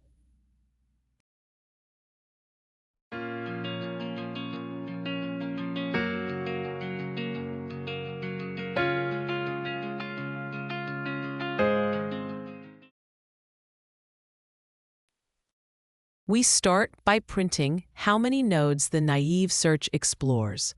This tells us how many different paths or branches the algorithm checks when it does not use any pruning. That count serves as a basic measure of the naive method's efficiency. We will use it as a reference point when we later compare it to the bounded search approach. We now print the best value found by the naive search, which is the highest dollar amount it was able to achieve without using any pruning. This value was computed earlier and stored for later use. Showing this result, lets us see how well the naive approach performs on its own, so we can later compare it to the more efficient, bounded search method. We report how many nodes are explored during the bounded search to show how well the pruning strategy works. This count indicates how many branches the algorithm actually needs to visit. By comparing it with the number of nodes explored in a naive search, we can see how many nodes were avoided thanks to pruning. This highlights the improved efficiency of the bounded search approach. We report the best value found by the bounded search to verify that pruning still leads to a correct solution. This final value represents the maximum amount in dollars that the algorithm was able to achieve. By reaching this maximum while skipping unnecessary paths, the result illustrates how pruning makes the search more efficient without sacrificing optimality.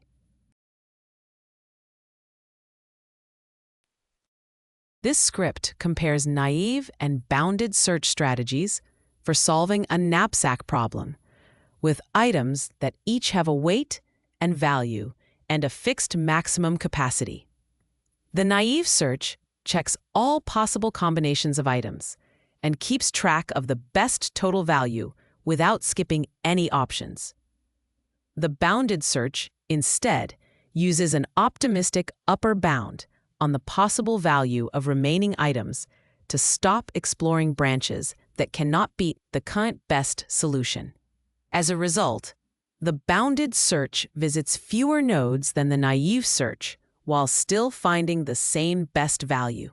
This shows that the bounded approach is both correct and more efficient because it avoids unnecessary computations. Pruning cost benefit. When you add pruning to a backtracking algorithm, you are trading extra work at each step for the chance to skip large parts of the search that cannot lead to a solution. This trade-off only pays off if the pruning checks are cheap and trigger often enough to avoid significant useless exploration. Simple, fast tests that quickly rule out impossible branches are usually worthwhile, while complex pruning rules that require heavy computation may cost more than they save. The main goal is to design pruning conditions that cut off many bad branches while keeping the added overhead at each recursive call as small as possible. In a scheduling problem, pruning rules help discard impossible or conflicting schedules early. A simple and efficient rule is to immediately reject any schedule that double books a room or assigns a person to 2 meetings at the same time. More complex rules might try to predict whether all remaining meetings can still be placed into the available time slots while respecting every constraint. However, if this prediction requires heavy computation and the problem is small or not very constrained, such complex pruning can cost more time than simply exploring options and backtracking some dead ends. This makes it theoretically stronger, but often practically inefficient. To evaluate pruning in backtracking, you usually rely on experimentation, trying different pruning strategies and measuring their impact on performance and search tree size. In complex problems like puzzle solving, sophisticated pruning can greatly shrink the search space, while in simpler tasks, only basic checks may be needed. It is important to balance efficiency with code clarity, because overly complex pruning can be hard to maintain. The overall goal is to improve the algorithm's speed and readability without adding unnecessary complexity.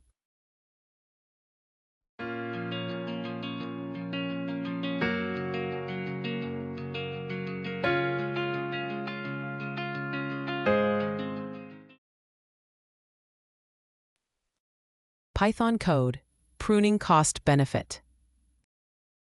This example uses a simple subset sum backtracking problem to demonstrate the cost and benefit of pruning during search. It compares a naive search with a version that uses a cheap pruning check and another that uses a more expensive pruning check. The goal is to show that in practice, heavy pruning overhead can sometimes outweigh its theoretical advantage in reducing the search space. The script relies only on standard Python libraries, so no installation commands are needed. The script starts by importing the time module so it can measure how long different parts of the code take to run. By recording the time before and after specific operations, it calculates their execution time. This allows us to compare how efficient different solution approaches are and understand their performance differences. We start with a list of integers that represent item weights in pounds. This list provides the pool of items from which we will choose different subsets. For each subset, we add the weights and check whether the total matches a specific target value. This setup defines the subset sum problem, where the goal is to find combinations of these item weights that add up exactly to the given target. In this subset sum problem, the target sum is set to 15, which represents the total weight in pounds that each valid subset must reach. This target is essential because it defines the goal the algorithm is trying to achieve. During backtracking, the algorithm explores different combinations of numbers and keeps only those whose total weight adds up exactly to 15. In this way, the target sum guides the entire search process.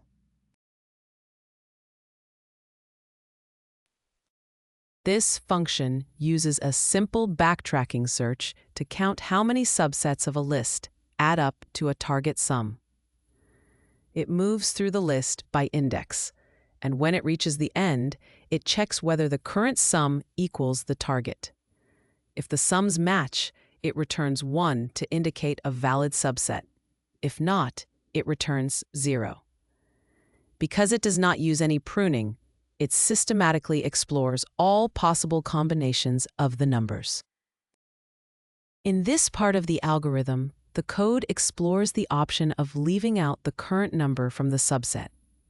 It does this by calling the same function again with the next position in the list, while keeping the running total the same. Because it does not use any pruning checks here, it systematically considers every possible subset that excludes the current number. In this part of the algorithm, the code explores the option where the current number is included in the subset. It calls the basic subset counting function again, moving to the next position and adding the current number to the running total. Because it does not use any pruning or shortcuts, it systematically checks all possible combinations that contain this number. The function counts valid subsets by combining the results of two recursive choices at each step. One choice skips the current number, and the other includes it in the subset. By exploring both options for every element, the recursion systematically covers all possible subsets. Adding the counts from these two branches gives the total number of subsets that satisfy the given criteria.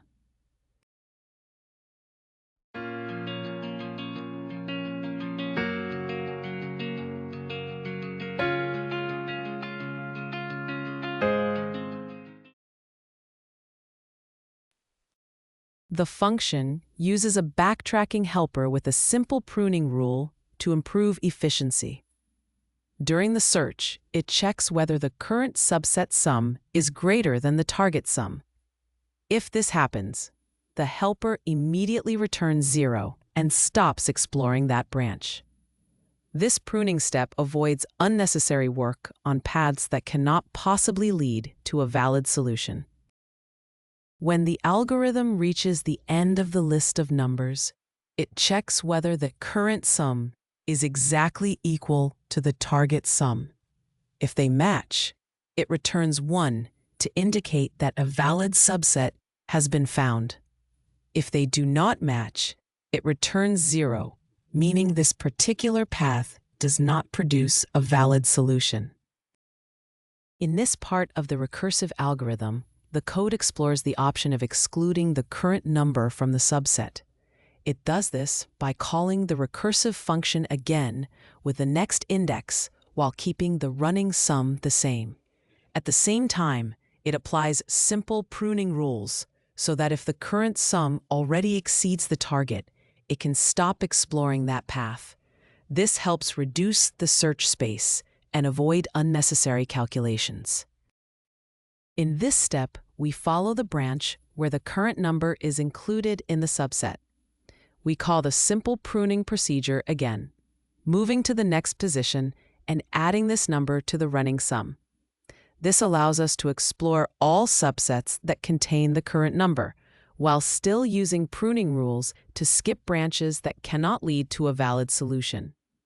In this way, we consider necessary combinations but avoid unnecessary calculations.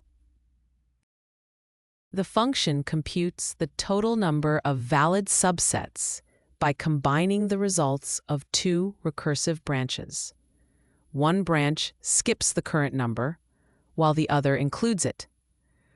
By exploring both choices at each step, the function systematically covers all possible subsets. Any pruning rules defined earlier are applied along the way to avoid exploring branches that cannot lead to valid solutions. The function starts by running an artificial feasibility check designed to imitate a costly pruning step. It builds a list of all numbers from the current index to the end, creating the impression of substantial work. In reality, the underlying task is simple, but this setup is used to demonstrate how complex pruning logic can introduce significant overhead. The key idea is to show the performance impact of heavy computations during pruning, even when they are not strictly necessary. The code sets a variable to 0 and then uses it to accumulate sums inside a loop. This process imitates complex constraint reasoning by adding extra computation. The goal is to create artificial computational overhead, as if heavy calculations were being performed. In this context, however, these calculations are intentionally redundant and serve only to simulate a more demanding workload. The code goes through each number in the remaining list and, for each one, runs an inner loop 20 times. In every pass of this inner loop, it multiplies the current number by the loop index and adds the result to a running total. This repeated calculation is not needed for the final result, but is used to imitate a heavy computational workload. In effect, it artificially creates extra processing to mimic complex constraint reasoning without actually performing meaningful additional logic. This function returns a true or false value based on whether the dummy total is even, and this check prevents the interpreter from optimizing away the dummy work. The dummy calculations are intentionally heavy to simulate real computational load. By using their result in a condition, the code keeps its complexity, so the pruning logic can be tested as if it were performing a meaningful check.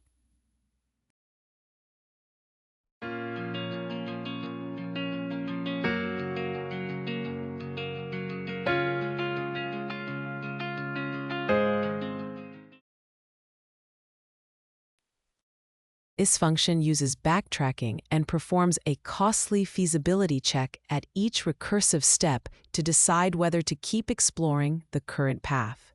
The feasibility check simulates a heavy computational load, similar to applying complex, real-world constraints.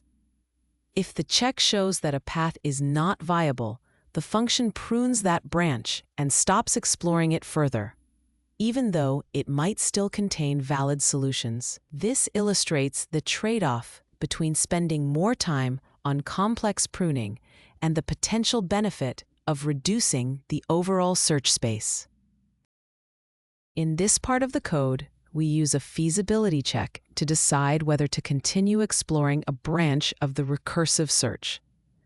If the check returns false, we prune that branch and stop exploring it further. This means we might skip some valid solutions, but we do so intentionally. The goal is to avoid unnecessary computation when the feasibility test suggests that continuing along this path is unlikely to be useful. When the current index reaches the end of the list of numbers, the algorithm checks whether the running total is exactly equal to the target sum. If the two values match, the function returns 1 to signal that a valid subset has been found. If they do not match, it returns 0, indicating that this particular path does not produce a valid subset. In this way, each completed path is classified as either a successful or unsuccessful subset. In this part of the code, we follow the branch where the current number is not included in the subset. The function that performs the expensive pruning check is called. We move on to the next index, and we keep the running sum the same. This allows the recursive search to continue while still applying the heavy pruning logic. Although this pruning is computationally costly, it can significantly reduce the overall search space. The code is exploring the option where the current number is included in the subset. It does this by calling the subset counting function again, moving to the next position and adding the current number to the running total. This ensures that the current number is treated as part of the subset. At the same time, it still uses the expensive pruning logic to skip unnecessary calculations whenever possible.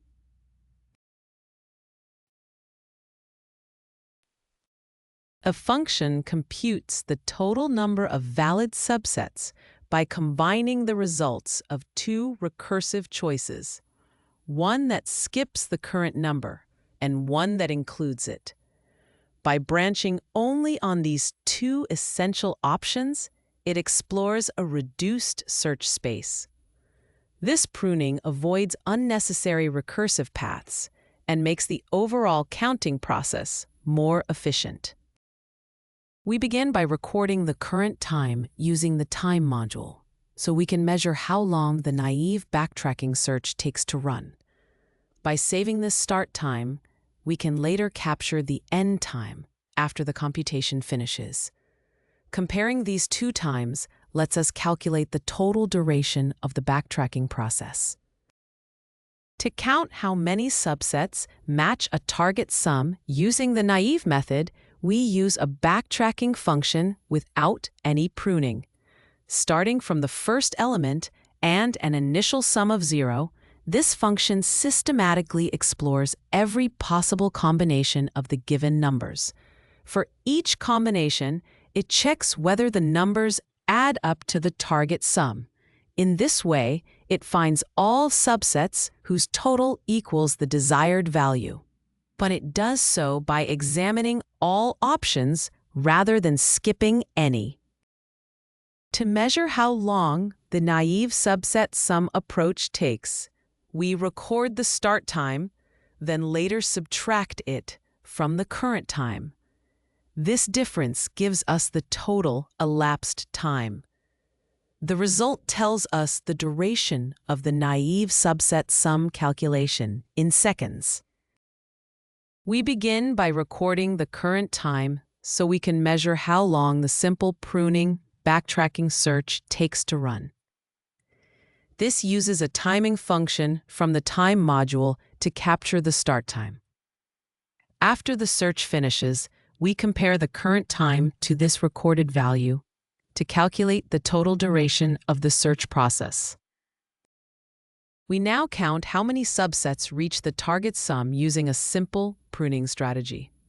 A backtracking function starts from the first element with a current sum of 0 and explores all possible subsets.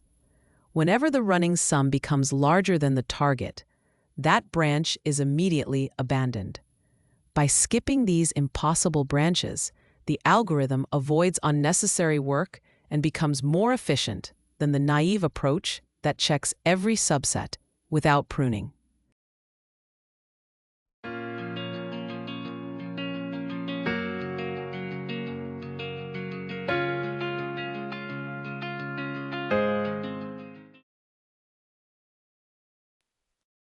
To measure how long the simple pruning method takes, we record its start time and then subtract this from the current time when it finishes. This difference gives us the elapsed time. We can then use this elapsed time to compare how efficient the simple pruning approach is relative to other methods. We begin by recording the current time using the time module to mark when the expensive pruning method starts running. This timestamp serves as the starting point for measuring how long this backtracking search takes to complete. After the method finishes, we can compare the end time to this starting time to find its total duration. This allows us to evaluate and compare the efficiency of this pruning approach against other strategies. In this approach, we count how many subsets reach a given target sum using backtracking combined with an expensive pruning step. At each recursive call, the algorithm checks whether it is still feasible to reach the target before exploring further. It begins from the first element with an initial sum of 0 and systematically explores possible subsets. The main goal is to show that while complex pruning can theoretically reduce the search space, the heavy computation it requires at every step can still hurt overall performance.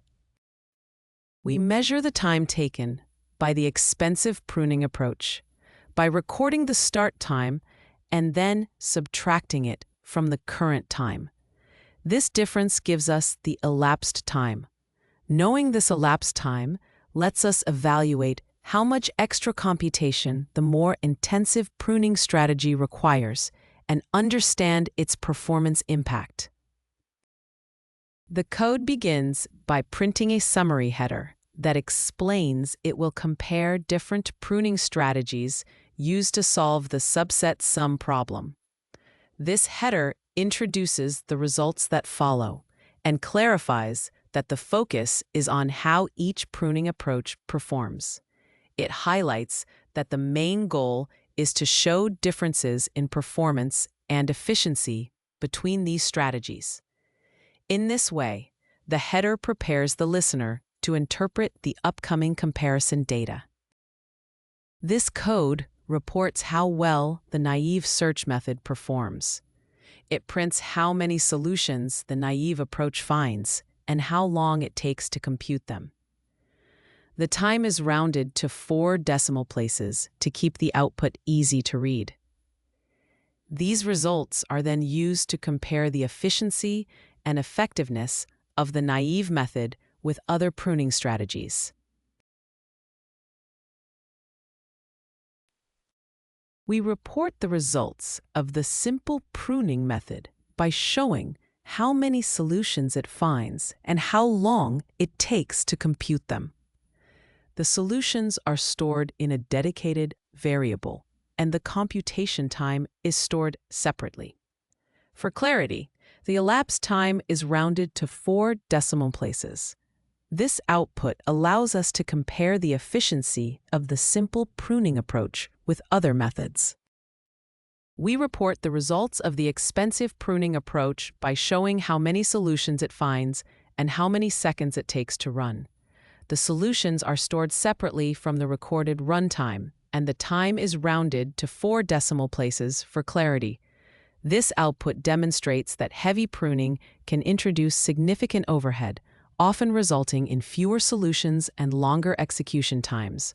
Overall, it highlights the trade-off between using complex pruning strategies and maintaining good performance. The final message explains that pruning in algorithms must be used with care. It stresses that pruning can, in theory, make an algorithm more efficient by cutting away unnecessary work. However, if the pruning itself is too complex or costly to perform, its overhead can cancel out or even outweigh the performance gains. The key point is that you must balance the cost of pruning with the benefits it provides. This script examines how different pruning strategies affect a backtracking solution to the subset sum problem. It compares a naive search with no pruning, a simple pruning rule that stops when the current sum is already larger than the target, and a more complex pruning method that uses an expensive feasibility check. The naive method finds all valid subsets but is slow. The simple pruning method is faster and still finds all solutions because it efficiently avoids exploring hopeless branches. In contrast, the complex pruning method adds so much overhead that it can become slower and less effective, showing that pruning must be balanced so its cost does not outweigh its benefits. In this lecture, you learn to describe the general backtracking pattern for exploring solution spaces, implement backtracking algorithms in Python for generating combinations or solving constraint problems, and apply pruning techniques to avoid exploring obviously invalid or redundant branches. In the next module, Module 7, we will go over greedy algorithms. Thank you for your attention. See you all in the next lecture.